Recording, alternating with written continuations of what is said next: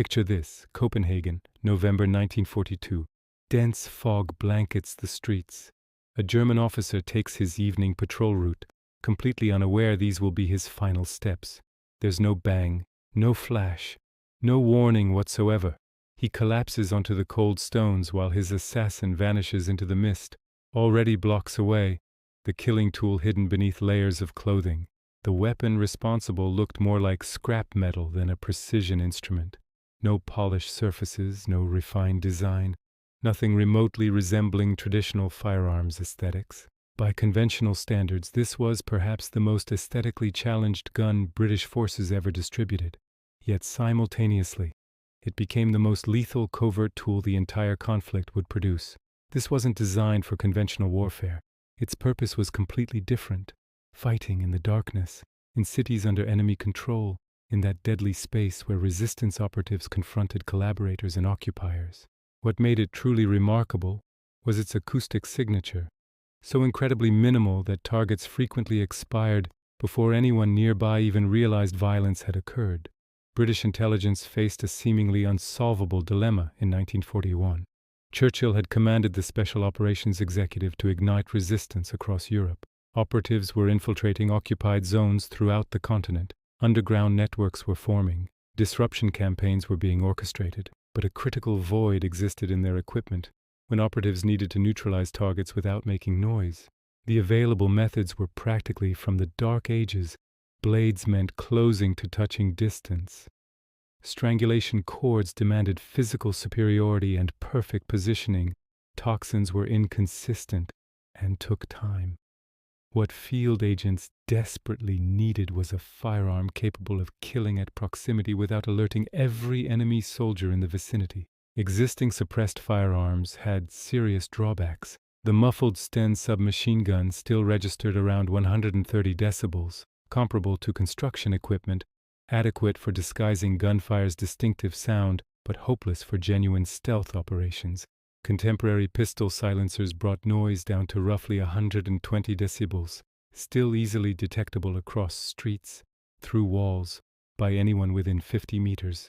The SOE required something unprecedented, a tool so acoustically minimal it could discharge inside a packed structure without causing alarm, so mechanically reliable it couldn't fail during critical moments, so physically compact it would vanish under everyday clothes.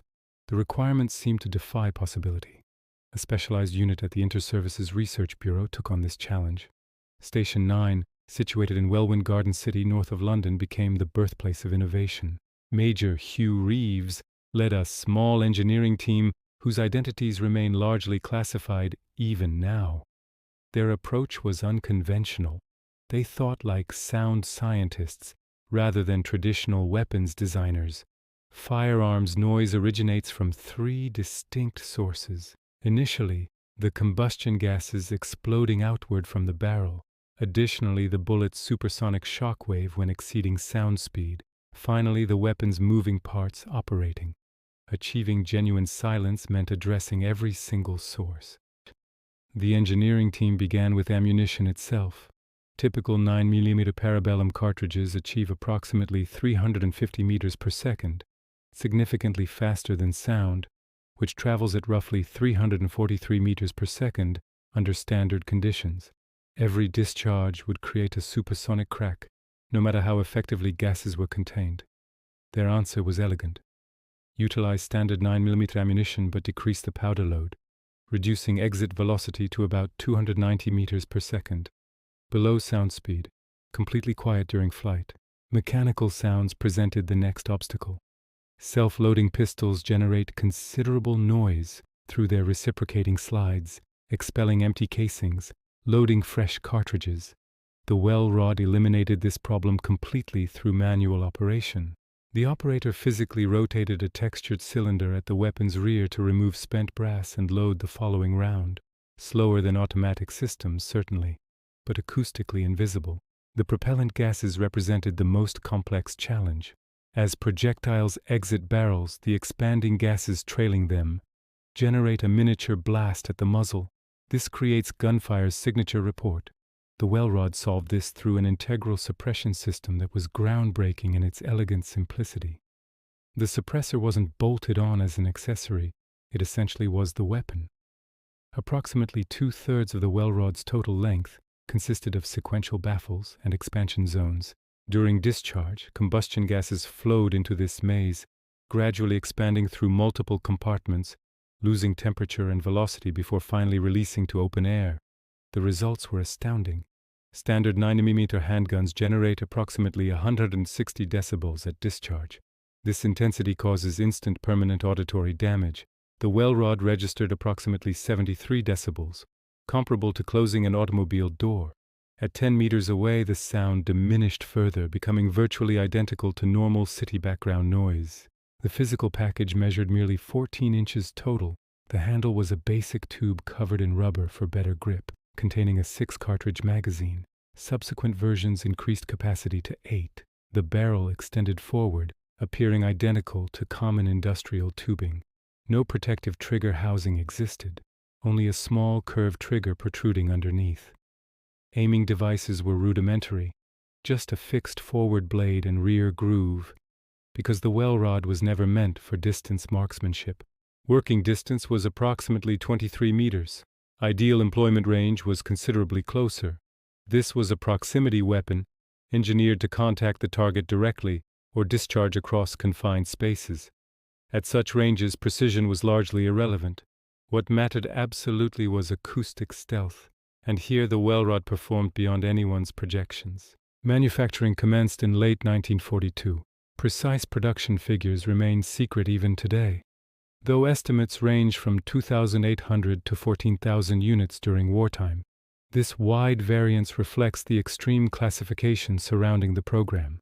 Serial numbering was intentionally randomized to prevent production tracking. Records were sparse, and much documentation was intentionally eliminated. Initial operational deployment occurred in early 1943. SOE operatives began receiving well rods through secret airdrops throughout occupied territories. The weapon gained immediate appreciation among resistance fighters employing it. Throughout France, Maquis fighters utilized well rods for what they termed executive operations. German commanders who had demonstrated exceptional brutality towards civilians tended to die without fanfare. Traitors who had exposed resistance cells stopped providing information permanently. The weapon enabled eliminations under circumstances impossible with conventional guns. One verified incident describes a target being neutralized inside a busy Parisian establishment. The operative departed through a space filled with patrons, none realizing what had transpired until the corpse was located. In Denmark, the Holger Danske resistance utilized well rods extensively. The targets encompassed Danish fascists, Gestapo informers, and German intelligence personnel. The weapon's silence enabled operations in populated districts during daylight hours, under circumstances that would have guaranteed death with louder firearms. Throughout Norway, SOE operatives employed well rods during demolition missions. Sentries could be neutralized without alerting adjacent patrols.